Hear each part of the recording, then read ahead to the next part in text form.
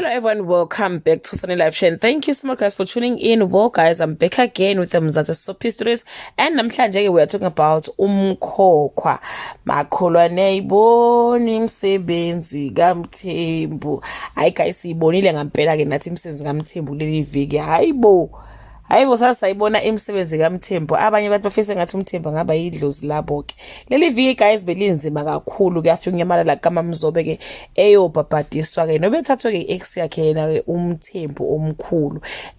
Nokuze wafuna ukuthi uSifociya ayoncenga uSiphamandla ukuthi ke ayokhuluma noLwandle lubuyisa uMamzobe, and he did exactly that. Yabona guys bekunzima kakhulu kumkhululi ke ukusindisa uMamzobe after her confession yokuthi uye nowabulala ke ubaba kaSiphamandla.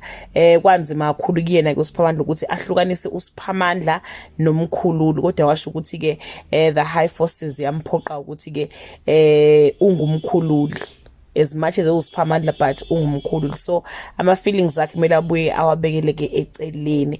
You can even tell guys, by the look in his face ukuthi cha bekungelula neze. Social media ke imshayela ihlombe kakhulu neymaps guys odlala indawo kaSiphamandla ngale yasini yayizolo, bathi ke asimnikele imbali yakhe bakithi while he's still alive, asangakwazi ukuthi ayisimele ayinuke ezukuthi no, the flower smells nice guys.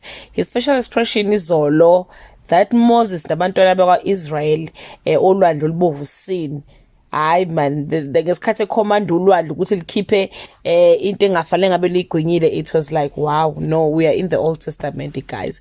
Like he really nailed that character guys. Kungasiye yedwa ke, the whole cast guys was amazing. The whole cast was amazing. Mamzobe noBuntu Tifa as they knelt down bebona uMamzobe eza laphayana, yo guys, I was like wow, this was the best scene ever ke ukuthi ke siyibona laphana ke kumkhokha. Bathi ke uZamcolo will curse uMamzobe after saving her life. That brings us to the end of this video.